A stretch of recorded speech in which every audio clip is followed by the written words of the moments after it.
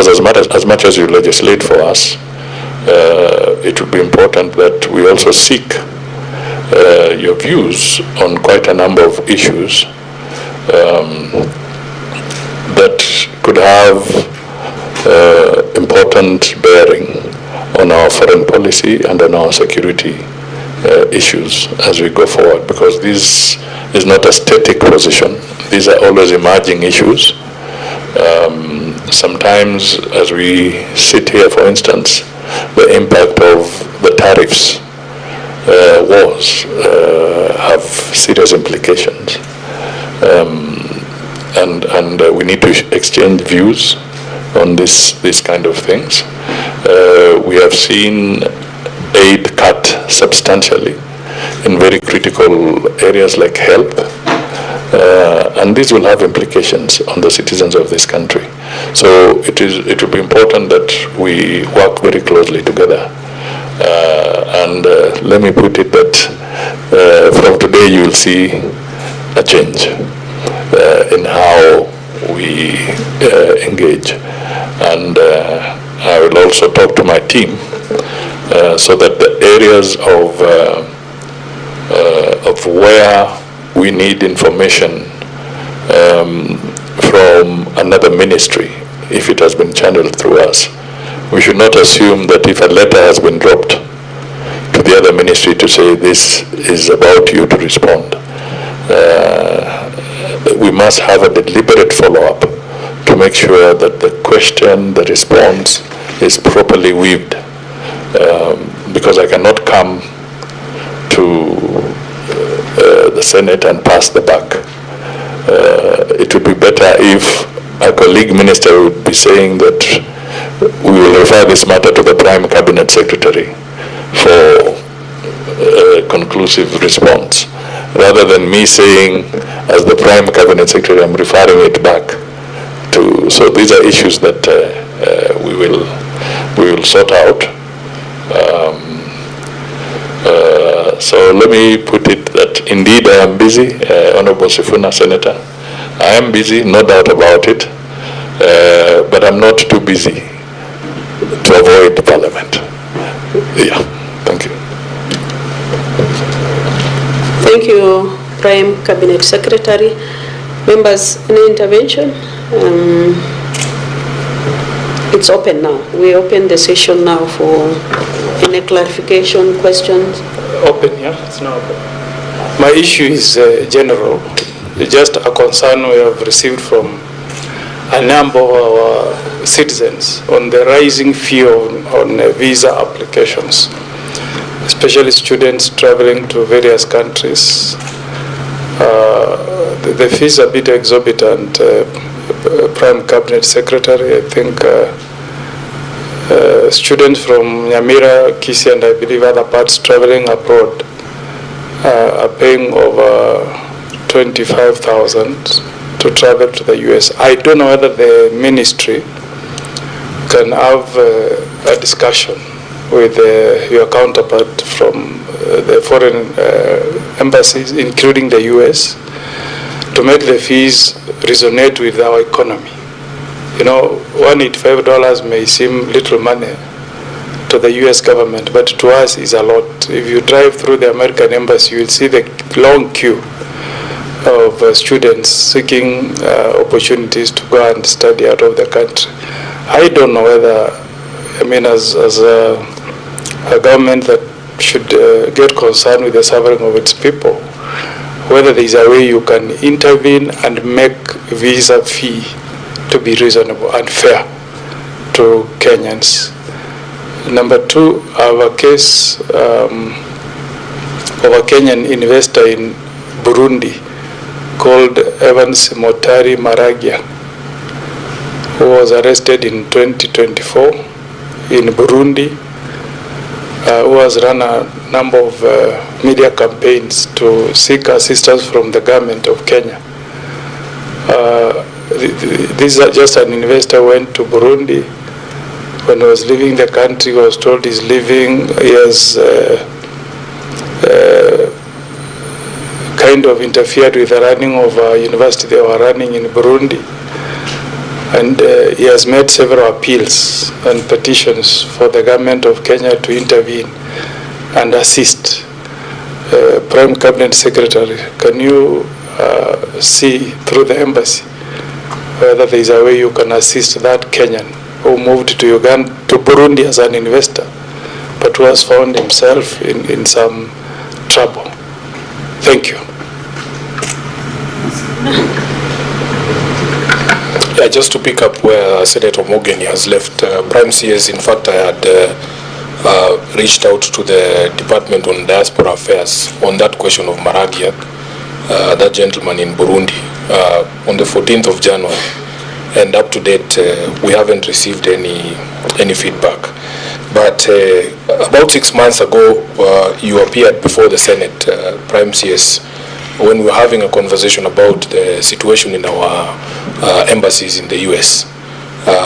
If you remember, you gave certain undertakings on staffing, the levels of staffing in our embassy in Washington, the situation about the slow processing of identity cards for Kenyans who are living in the US, the inadequacy of staff in the 2 consulates in Los Angeles and in New York. So maybe you can start by giving an update on that. Secondly, Honorable PS, we Kenyans get shocked every time there are pronouncements on serious foreign policy positions by your government.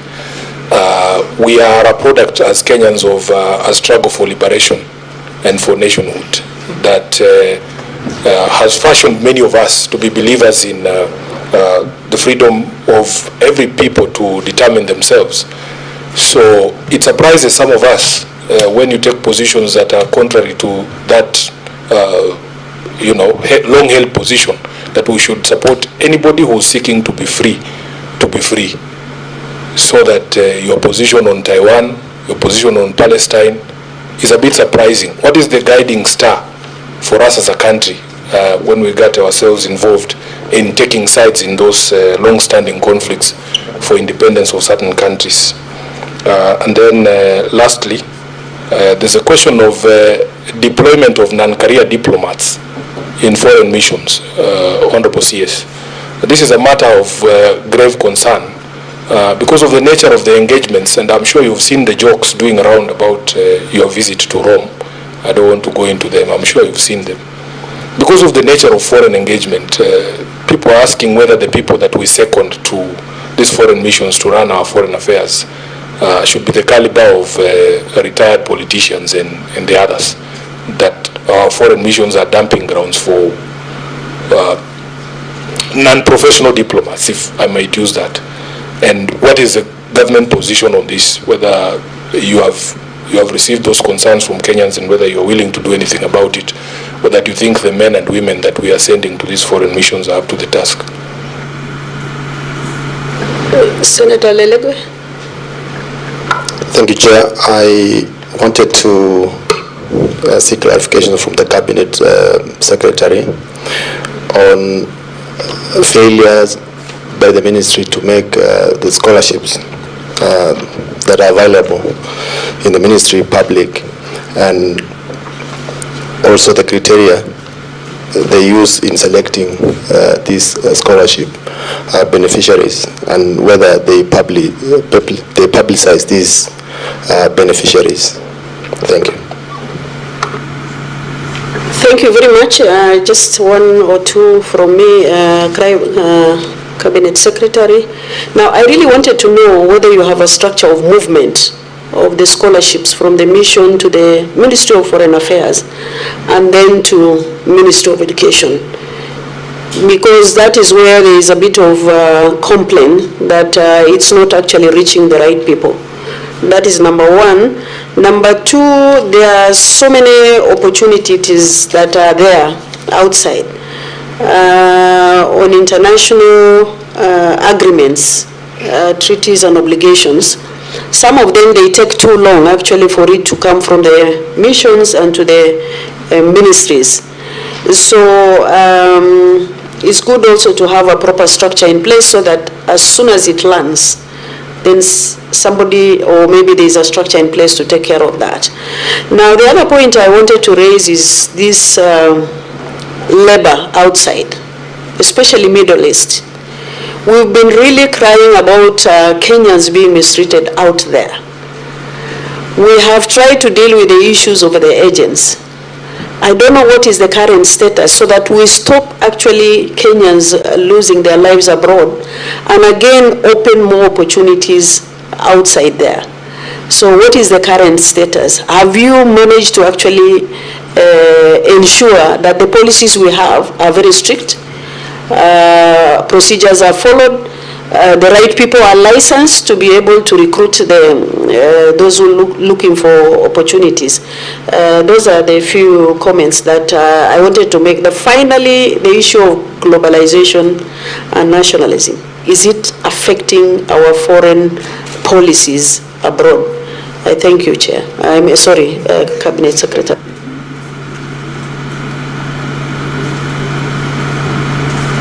Thank you.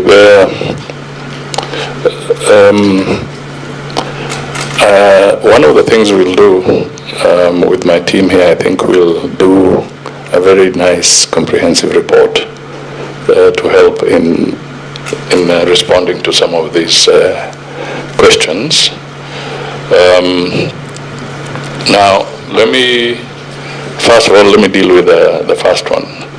Kenya's position with respect to China is that we have adopted a one China policy. And that is the partnership that we've had with China ever since, and therefore we do not recognize Taiwan as an independent nation. We believe in a one China policy, and that's the principle that has been guiding us, not just now, but to the best of my knowledge, each successive government has maintained the one China policy, and it is in our strategic interest that we maintain the one China policy. The other thing that I would then touch on is I do agree that the issue of staffing and to what extent we support career diplomats has been a major issue for us. And we have now integrated it in the sessional paper to guide that we would prefer a situation where, to maintain proper professionalism, the ratio of the diplomats should be officers who have trained and grown in the system to the ratio of 70%, and about 30% can be external infusion, because again, there's always some merit in injecting a few experienced people into the diplomatic system. You cannot be continuously incestuous, but the ratio we propose, and it is in the sessional paper, is 70 internal and 30 external. So we have now put this and built it into our policy so that it's no longer ambiguous. It now becomes public knowledge that that is the position.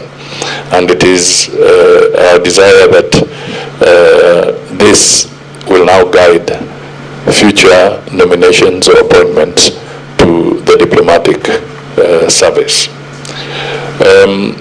We have also been grappling with underfunding of our various diplomatic missions. This is a fact because we have been going through fairly difficult physical positions as a country. And under the circumstances, the resource flows or budgetary allocation to some of our missions has been inadequate to the extent that sometimes some of the officials are put in embarrassing situations. So we intend to correct that. And one of the things that we have proposed and the cabinet did approve and the government of Kenya did approve is that whereas the budgeting process was placing matters of foreign affairs, and diplomacy in the normal administrative processes, it should have been squarely within the security sector, because constitutionally matters of foreign are actually in the National Security Council. So we have now corrected that so that future budgeting processes will be in the context that matters diplomacy and foreign affairs. This is the first line of defense, actually. In fact, that's why we are in the same committee of intelligence, security, and so forth. We want to be within that category, and this way it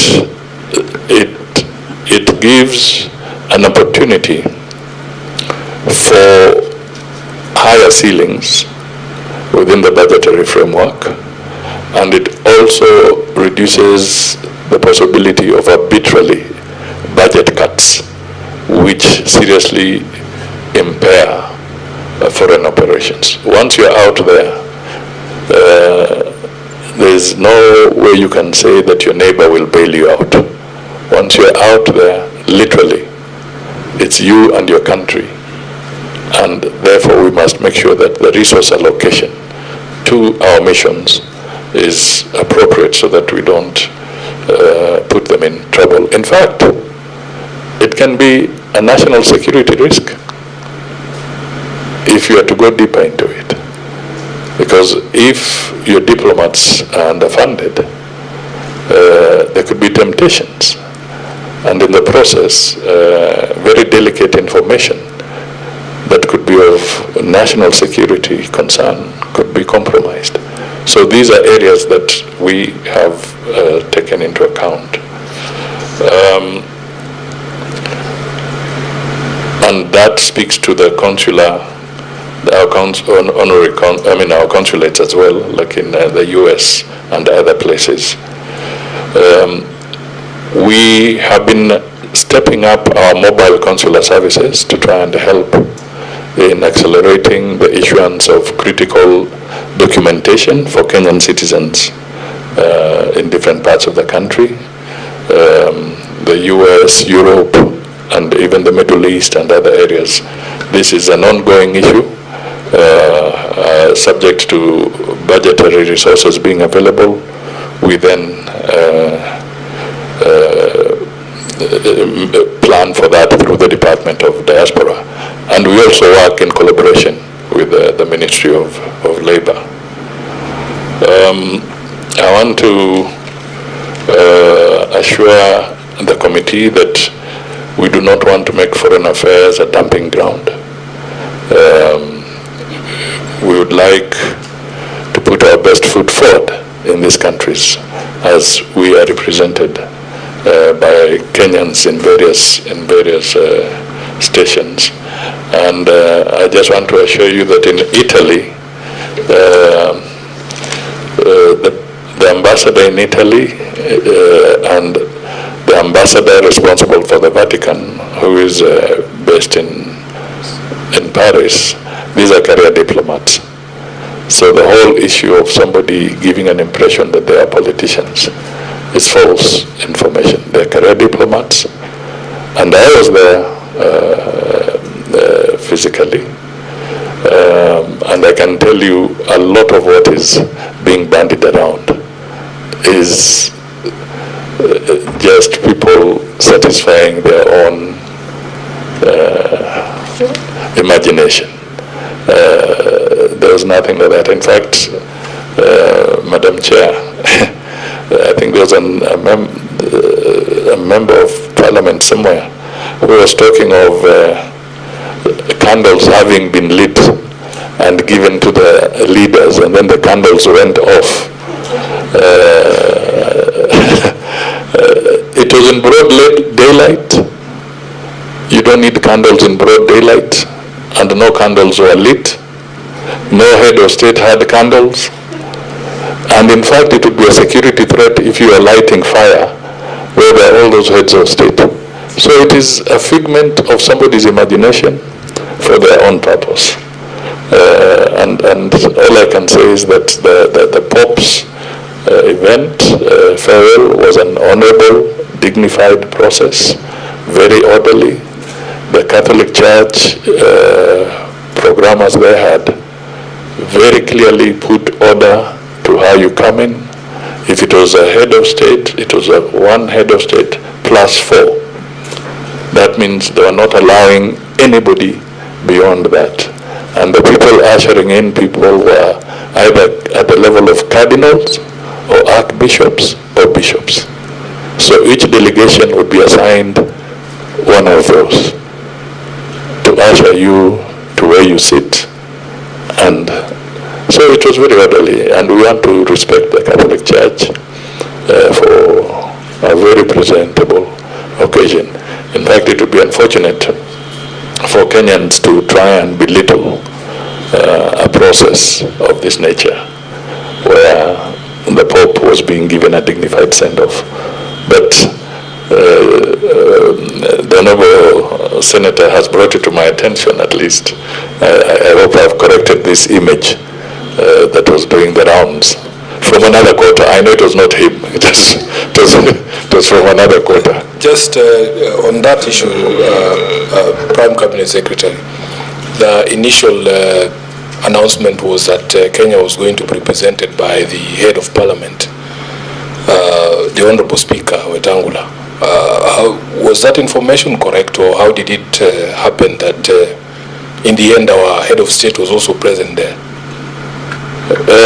The head of state was on a state visit to China,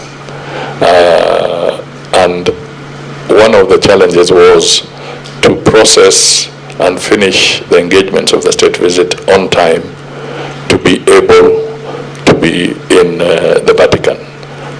So the precaution was that in the event that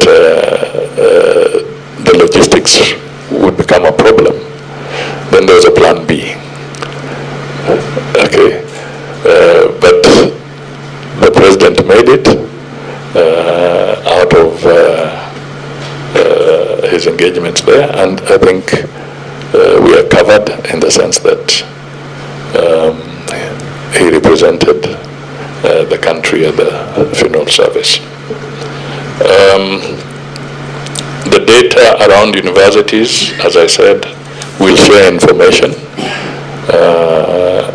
I have been very outspoken. My officers are here, and they know very well that one of the things that I really spoke to was exactly what the members are raising today, that we need to bring transparency to the scholarships that Kenya obtains from friendly countries. It's only right that we know what has been availed, and we also make available the processes. Even if we look at it from a context of maybe being able to bond the students to work for Kenya for some time as a way of paying back, we need to have proper records, and we need to show that every part of Kenya gets an equal opportunity when it comes to scholarships. And I was telling them that it would be very sad if we woke up one day and you found that Honorable Mudavadi, as Minister for Foreign Affairs, has just dished out scholarships to his village in Mululu. It would be wrong to the entire nation. So this is something that I've been very passionate about, that we need to be more transparent. And as I said, we will be sharing this information. And transparency helps. So even as we go forward, these are issues that we can make clear with a template that can allow everybody to know who are the beneficiaries, even the names. This is something that should not be, it's not a military secret. This is something that should be within the public domain.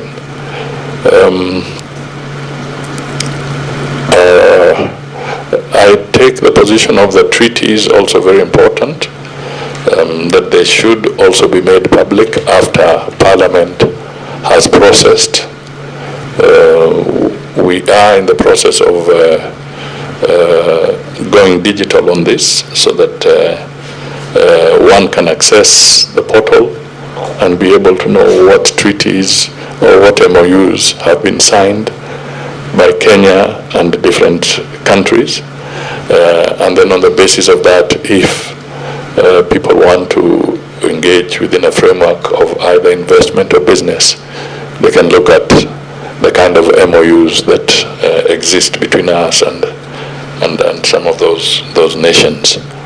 We have the Middle East issue and the question of the labor migration issues. This continues to be thorny, to be honest.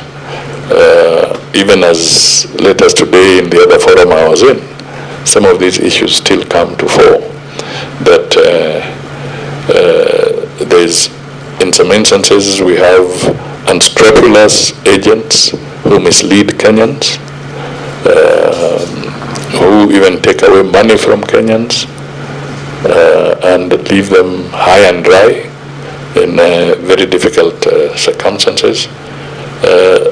Both the Ministry of Labor and the Department of Diaspora have been aggressively campaigning on this and also helping people to know the institutions that are credible.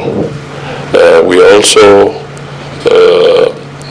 working closely with the other law enforcement agencies where sufficient evidence has been gathered on some of these unscrupulous fellows. There's no option but to have them prosecuted so that they can stop endangering the lives of Kenyans. And there are some areas that we need to continuously working together to caution Kenyans that there are some areas that are literally a no-go zone. Without naming countries, but the regions where human trafficking is rampant, the regions where people can land into a situation where they literally become slaves there, and in very extreme circumstances, some of them could lose their body parts. So it's a very serious issue. But I can tell you the campaign has got to be wholesome at parliamentary level, at executive level, so that the awareness is brought to bear to the citizens, because sometimes when you tell somebody that don't go there, they tell you that you are frustrating their opportunities. But in reality, maybe you're trying to save them, and it becomes a problem. So there's work to be done there. Let me note. Madam Chair, we have the issue of globalization. This is real. And positions are being taken, even within the immigration issue. Honorable Mugeni has raised some fundamental issues. We may not, if I sat here and I said I can control or determine the fee charged by other countries, it may not be accurate. We can perhaps negotiate and indicate that it is high, but those countries have the sole responsibility of determining what they charge. But we now must become alive to the fact that the whole idea of mobility, labor mobility, migration, is a very sensitive issue. We saw recently a neighboring country here in our region where one person who was repatriated, and because there was some misunderstanding, then the whole nation suffered as a consequence. So we have to be alive to the fact that the global order has changed on some of these issues, and we need to bring it again again to fore and navigate on how best we can protect Kenyan interests in this new and emerging landscape. I don't know whether I've missed out something. If I have, the Kenyan in Burundi. Thank you for bringing it to my attention. Luckily, I believe we have the minister is in town for JCC. I think we're meeting tomorrow, is it? Tomorrow morning. So I'll have an opportunity to have a conversation on this particular issue. And then just breaking away from this, because the circumstances here are very different and each area has its unique circumstance. When I look at the committee, I'm also looking at lawyers in front of me. One of the challenges, and it's our society now, is that we need to remind Kenyans that once your wheel's up, you've boarded a plane and it has taken off from JKIA. The moment it touches the ground in whatever country, the laws that apply are not Kenyan laws. It's the laws of the country that you have landed in. And we need to get our young people to really appreciate this. If we leave it loose, if we don't communicate effectively, we could lose many more young people to very difficult circumstances in different countries. That's one. Two, we also need to remember, as we protect Kenyans, Parliament has not given us an allocation to literally take over the legal challenges of all Kenyans where they have gone. It's not possible for any country. You can intervene occasionally on certain circumstances, but we need to know that the biggest thing for us is to have a process where Kenyans become aware of the dangers. As we speak, Madam Chair, there are over 1,000 Kenyans incarcerated in different countries for different offenses. And here in Kenya, we also have non-Kenyans from different countries who are also incarcerated here for different offenses. Some from Europe, some from the continent, some from Asia. So it is an issue that we need to tackle, and this is the right committee to really find a way of bringing awareness to this particular issue, because we could be falling into the trap of people imagining that somebody gets a traffic offense, it becomes the responsibility of the government of Kenya. Somebody gets involved in a brawl in a nightclub in the United States, and they make it look like it's a Kenyan government problem, and vice versa. So we need to find a way of communicating this. And I say so because the demographics we have is that 70% of our people are young, 35 years and below.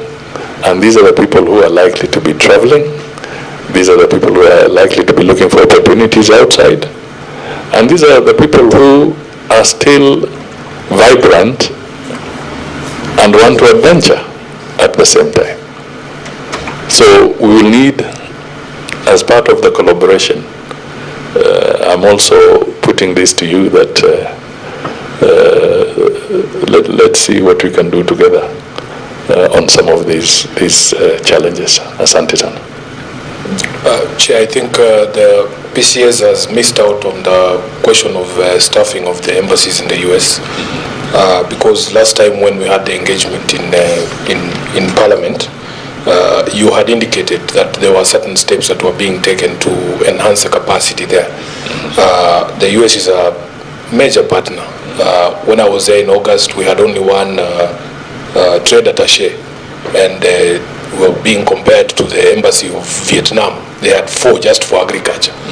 So I wanted you to address that, and there was also controversy as to whether our ambassador had reported at the time you appeared 6 months ago in the Senate.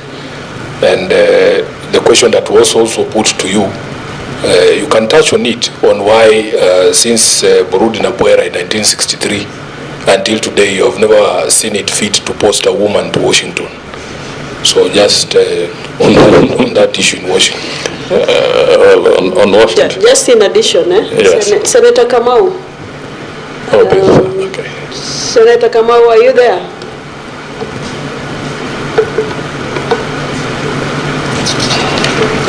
They dropped.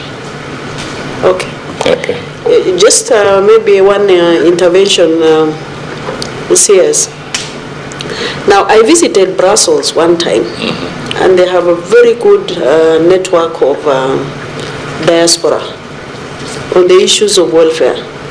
And they used to encourage Kenyans who are living in Brussels to do registration. I don't know whether, of course it is hard to know who comes in and who goes out, but it's a very good culture where I realize they are also supporting each other whenever there are challenges, contributing to each other's welfare and all that. Is it possible to inculcate that culture within our, embassies, and also for those who are actually leaving the country, they should be encouraged to register with embassies. It will be easier to coordinate all these challenges. I thank you. Thank you, Madam Chair. On that one, I agree with you fully. Really, I have nothing more to add. We just have to follow that template, and it will really help in bringing better cohesion. The Diaspora Department is attempting to improve on that, but the direction you're pointing is the right direction. The staffing in the U.S., now we have the ambassador substantive ambassador is in place, Ambassador Kerich, and his staff complement has been reinforced, and we continue to do so. Part of it, as I indicated earlier, was also a budgetary issue in terms of making sure that you have the resources because our financial processes are extremely rigid. Following the Public Finance Management Act and ensuring that your drawdown is in accordance with the regulations, they are very rigid, but we are continuing to improve on that, and we are going to strengthen the areas that we might say we can wait, a waiting system to see the level of engagement between Kenya and that country determines the staffing levels in those countries. So it's work in progress. As to why we have not had a female ambassador, I have listened, and I will convey this message to the nominating authority so that in the next cycle that can be a consideration. But we have right now, if I pick up what you might call some of the critical stations, in Paris there's a lady, in the UK there's a lady, In Canada, there's a lady. In Geneva, there's a lady. And in Bern, Switzerland, there's a lady. In Morocco. So we, any more? But there are quite a number. But yeah. So it's not as bad as it looks. In fact, the men are under threat, so to speak.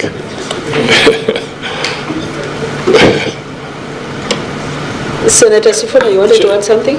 Chair, it's just that when you visit the embassy in Washington, it really looks bad that they have a wall of portraits of all our ambassadors from Nabuera to, I think by that time, the last one was Githai, I saw on the wall.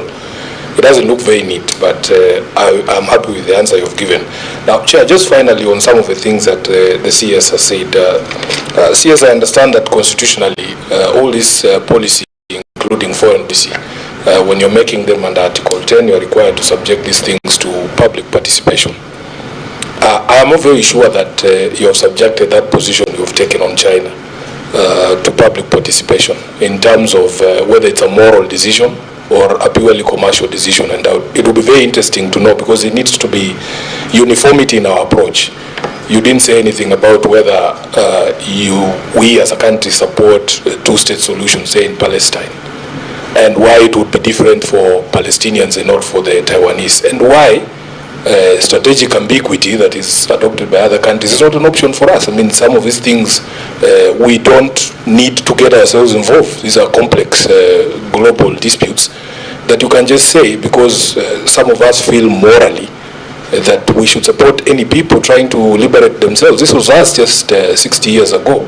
Imagine if they were saying we support one Africa under the British. You know, it would not sit very well with us. So is it a moral decision or is a purely commercial decision, and is it the same for Palestine? Apparently, when the sessional paper comes to you, you'll realize that we have also stated clearly and categorically that we believe in a two-state solution. So we are very deliberate on this.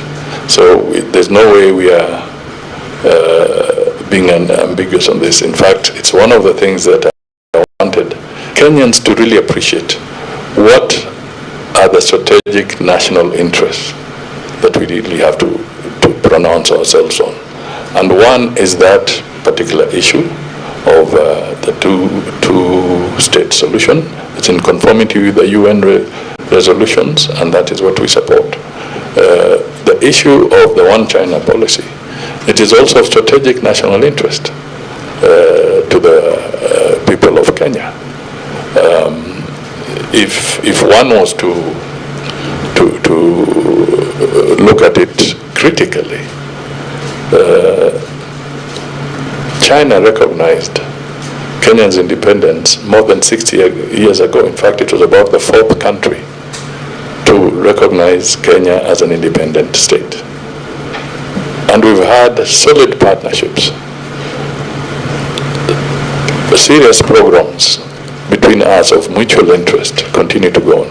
The SGR, which we want to push all the way to the Malaba border.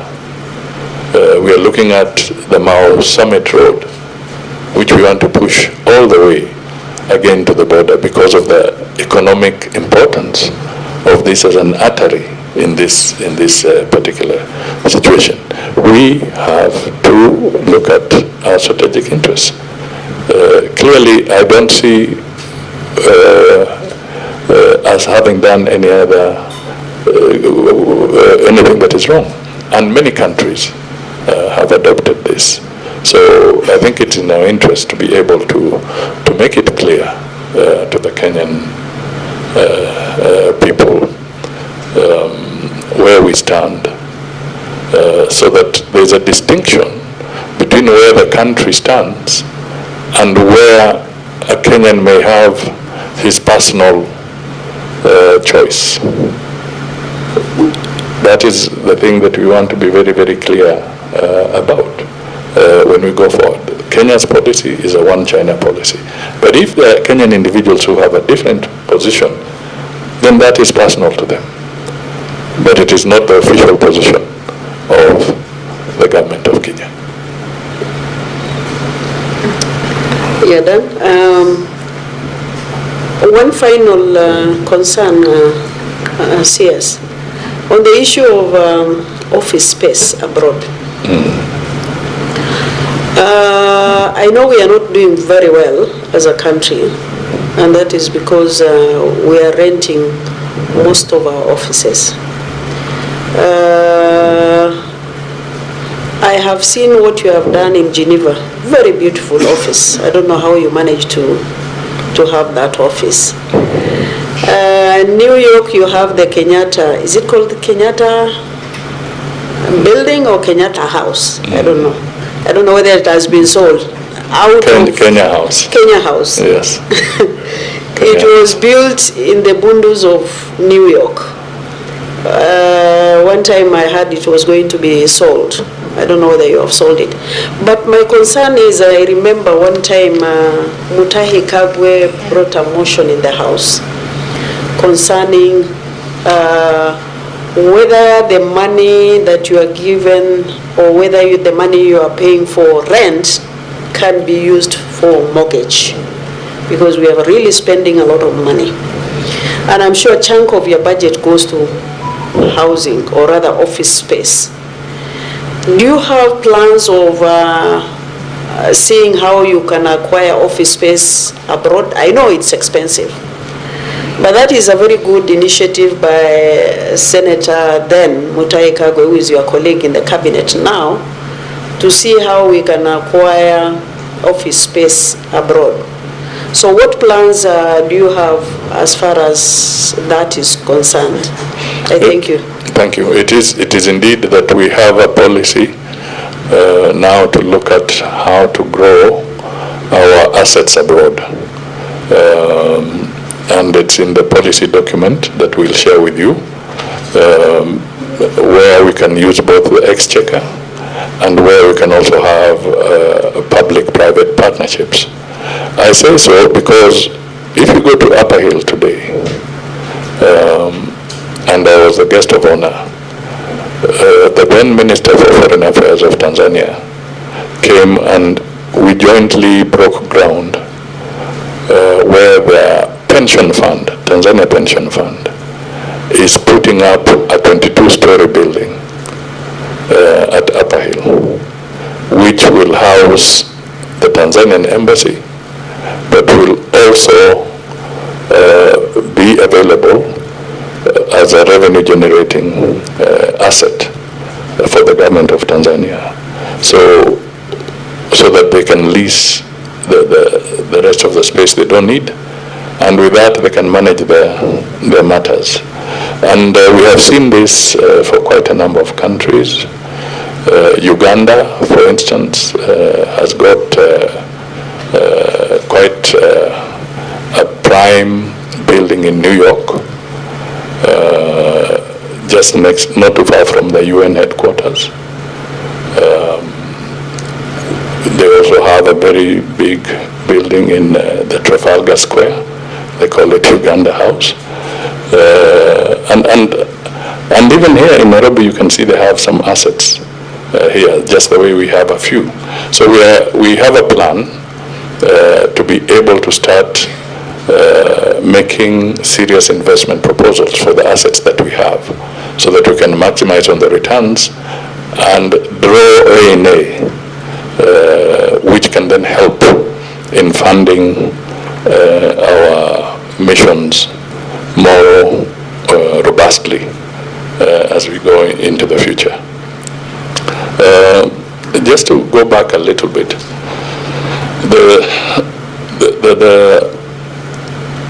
why it is also important, if I may just really help in what Sifuna was raising.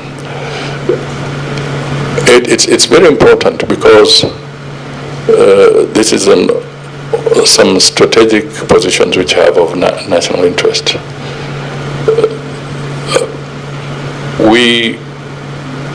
we believe it's important to always have an official Kenya position on some of these very critical areas, so that we don't send mixed signals on very clear, on very strategic areas. And I know, for instance, there are some people who were pushing to have a delegation from Parliament to go to Taiwan when the President of Kenya is visiting China for a state visit. You see, looking at it, that would have been a provocative action, and it could have cost the country dearly. So there are certain things that we need to be alive to, because they can have serious and devastating implications on the broader welfare of the country. Thank you. Chair, just what my final comments on these things. First, Waziri, I want to commit that we will help in educating Kenyans who travel to live the best behavior, but you will agree with me that a vast majority of the people who live this country are peace-loving and law-abiding citizens. They did not leave Kenya as criminals themselves. They did not commit crimes here. They go there to look for better lives for themselves and for their families. And sometimes misfortune finds you. I had a friend called Marianne. She was bludgeoned to death in London just recently. I myself was deported from Angola just a few weeks ago. I had my papers correct. I had the visa. I arrived at the airport, and I must say that your ambassador there, Joyce Maiti, she was very supportive. She came to the airport herself, although I didn't even get a chance to wave at her, but she tried her best to get me into the country. So sometimes people run into problems not of their own making. We have a case of a young man who was arrested during the crackdown on opioids in the US, and he was a pharmacist, and he comes from Vihiga, that young man. I'm sure you know of that case. And all we want is that when things go wrong like that, there has to be some legal support from your country. As in, we've seen other people, when there's a crisis in southern Lebanon, their countries are very fast to evacuate them from there. Now for us, Kenya, honestly, Honorable CS, our citizens out there don't feel like their country is always going to be there. Immediately they fall into problems. It took a lot of time for us to get our people out of south of Lebanon, and you know it. You cannot compare the speeds with other countries. Now, just on this question of clarity, in fact, your ministry has issued a statement today, apparently disowning your friends from the RSF. Honorable CS, whereas it is wrong for us as Kenyans to go to other countries and commit crimes, why do we allow other people to commit crimes in our jurisdiction? The question of the RSF holding a meeting in the heart of the city here at KICC, claiming to be forming a parallel government, that's not something that should happen. It's similar to what you allowed to happen with M23. And then people who are just here for, they have come to visit us, like my friends Besije. Those are the ones you go for quickly and return them to Uganda. It doesn't present a very good picture on what we are as a people. We should be a safe haven. We should not allow people who are involved in conflict in their own countries to be holding press conferences here. I doubt that I would finish a press conference speaking in Uganda, for instance, about forming a parallel government anywhere else. So that clarity is also something that we want to hear from you. When did these RSF people stop being our friends? I've seen you have abandoned them today. I think what I want to say is that Kenya's role in mediation and peacekeeping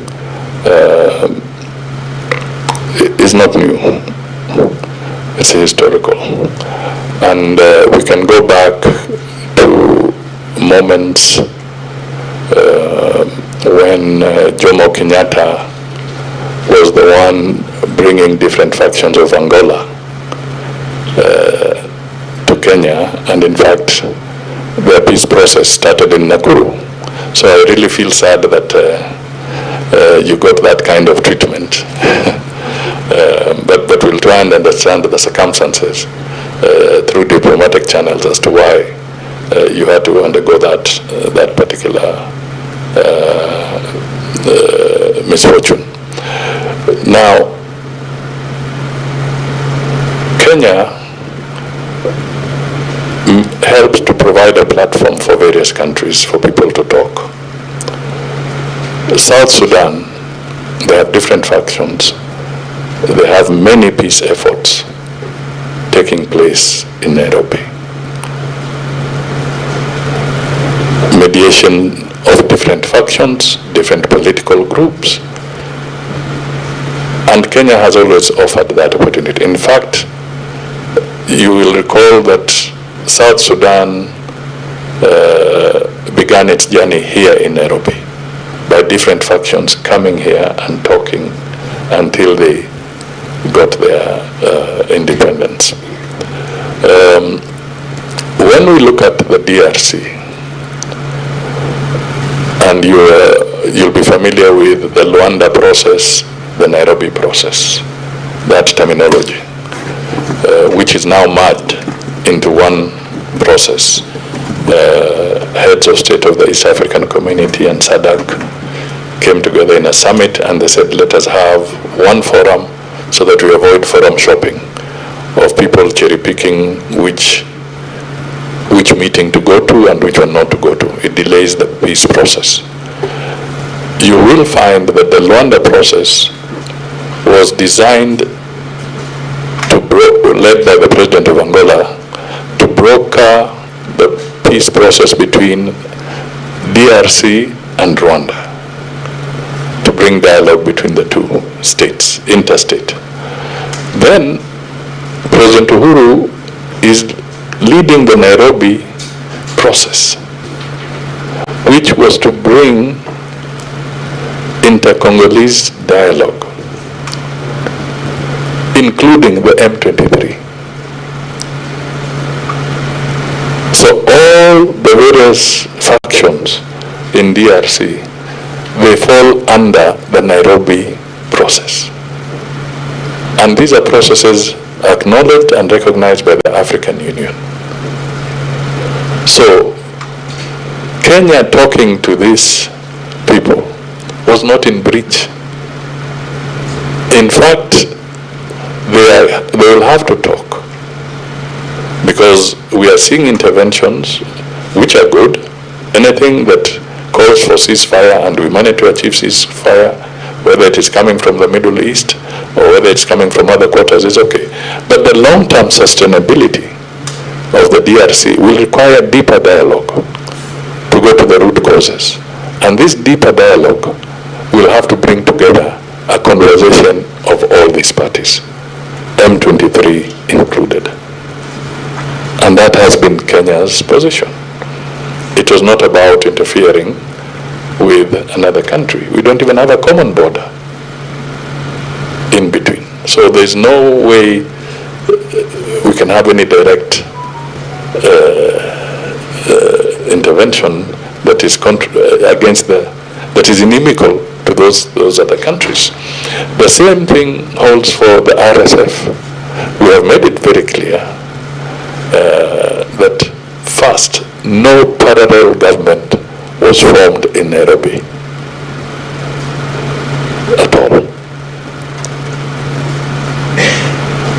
We have gone public on this, and we have said that the challenge in Sudan will not be solved through a military process where one annihilates the other. It will be difficult.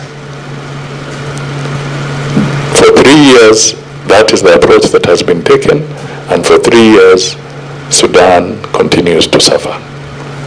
So Kenya's position has been that bring the parties to the table. Let them be brought to the table. And by them coming here was to get them to talk.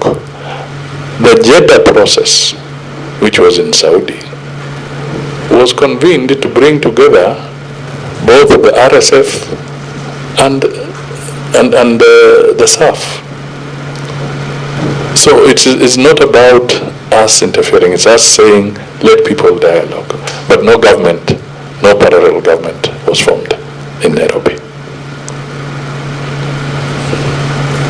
Thank you, CS. I think we have come to the end of this meeting. Maybe we'll give senators an opportunity to give a closing remark. Do you have anything to say in closing? Senator Mgeni? I think on behalf of the senators, just to thank the CS for finding time to interact with us. This is the first time I'm serving in this committee, Security Foreign Relations. So we look forward to a good, hearty working relationship. I think there are a number of issues we have raised that you will go back and look at with your technical staff. So we hope that we will have further engagements purely for the benefit of the people that you serve and we serve. Thank you. Senator Sifuna? Yeah, Chair, thank you. Certainly illuminating conversation, and I'm hoping that we'll have more of these conversations and just to get to know where we stand as a nation in the community of nations. Interestingly, now I'm starting to ask myself whether I should be asking the ministry where I can and cannot travel. Because, Chair, you know, we have our own individual relationships, our moral convictions. I found myself as an election observer in Somaliland. There was a lot of noise. I didn't understand what the noise was for, because I know there's an embassy for Somaliland here in Kenya, in Nairobi, in my county. So I thought that the official position of a country was to recognize. Apparently there's all sorts of complications. So maybe there should be a list of places that has an elected representative of the people. I should know where I can go and where I cannot go. But I'm hoping that these conversations will continue to illuminate. And CS, many of us, you know, are more morally convicted than commercially convicted. I'm not saying that it is not strategic to have relationships with some of these countries, but it is difficult for you to convince me that they are the only ones who can do those things. And by the way, they're not doing them for free. We will pay for those things. And so when those conversations are there, even though you don't want to offend friends who are helping you to do certain things, you can also just be ambiguous about that relationship. I can guarantee you, the people who approach these issues from a moral perspective, given the history of this country, are more than you think. And maybe you should, one of these days, put that questions to Kenyans, and they'll surprise you. Thank you, Senator Sifuna. CS, your closing remarks. Thank you. Thank you. All I can say is that I think this was a very good interaction. I look forward to more of this nature. So that we can work together on critical areas. We may not always agree, but it is important that we have these conversations often. But I want to assure you that Kenya's foreign policy is designed to be in the interest of the Kenyan people. And that is why we have gone a notch higher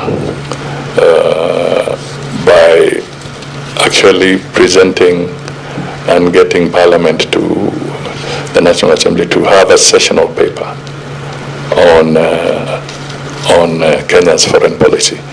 We have never actually had a sessional paper on Kenya's foreign policy. What has been foreign policy has been largely a document within the executive. This time we are saying, no, we cannot continue doing it that way. The people's representatives must have this, and they must have an opportunity to input into that policy. And public participation was undertaken by the Committee of the National Assembly on some of the questions that we have touched on today. But I really want to appreciate the very positive concerns of this committee. It shows that we are for the same objective, a prosperous Kenya. Thank you. Thank you very much. We are closing now. We really appreciate your coming. CS. We have taken a bit of time to have this kind of interaction, but nevertheless today, some of us, we say God's time is the best time. Maybe one concern is especially the one you have said and Senator Sifuna has raised on the countries that we are required to visit. If you can communicate to Parliament, it will be important so that when members plan for these trips, they know where to go and where not to go. Just to avoid some embarrassment is really very important. So that communication is really key. On Toposa and Turkana, I think we'll communicate with you because it's between you, KDF, and also Interior. It's a matter that we can have a joint sitting so that we can iron out. On the statements that are outstanding, we will officially write to you and attach the statement so that we can have a quick response. But otherwise, we say thank you very much for coming. We should be able to continue working together and protect the interests of Kenyans, both locally and also abroad. Thank you very much. We now close our meeting. The meeting stands adjourned. Thank you very much.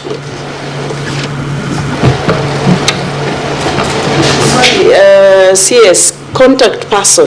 In the event that we can't get you, that has been a challenge. Sorry, I'm reminded by our clerk. Yeah.